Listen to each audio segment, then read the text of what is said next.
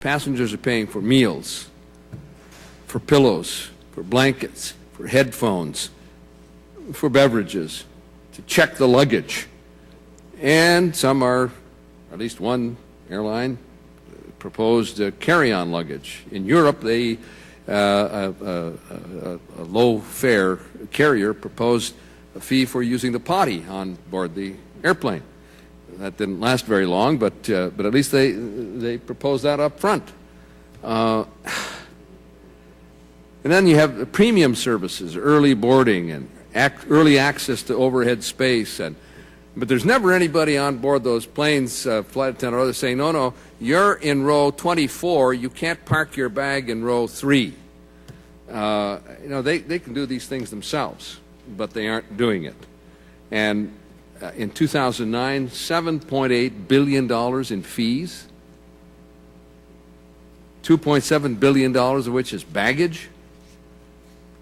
First quarter of this year, $770 million in checked baggage fees, while the network carriers are losing money. And the industry as a whole reported a profit of only $12 million. So look, you have additional effect, and I make it a point, Mr. Chairman, in every airport I go through, I talk to the TSA agents. What does this mean for you, the fee for checked baggage? Well, it means more carry-ons, more densely packed carry-ons, and carry-ons that are more difficult to screen. It's taking us longer to screen and more difficult to find things that are jammed in and packed in. We frequently have to have backup TSA persons to read and back up the primary screener. I found out all around the country. Those are hidden consequences of this rush to bag more money by imposing fees for bags.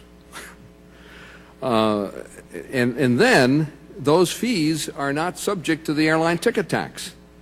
And as the GAO report indicated, that could be the equivalent of 2% of the revenues into the Aviation Trust Fund, which benefits primarily the airlines, air traffic control, the facilities and equipment account, airport construction improvement program. All of that would benefit, but you have the airlines saying, well, we got lower ticket prices. But if you add in the cost of all these charges that I listed a moment ago, those ticket prices are back up where they were before the fees. So and probably higher. I think the GAO report recommendations of disclosure in some of the testimony we've heard today, at least as a starting point. But I just want to say to the airlines, who are, I'm sure, in great number here or back in their offices listening in, if they don't exercise restraint,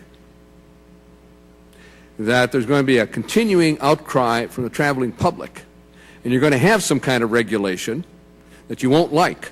So if you don't exercise self-restraint, then you're going to get pushback from the traveling public that will come to the Congress, and then the Congress will act.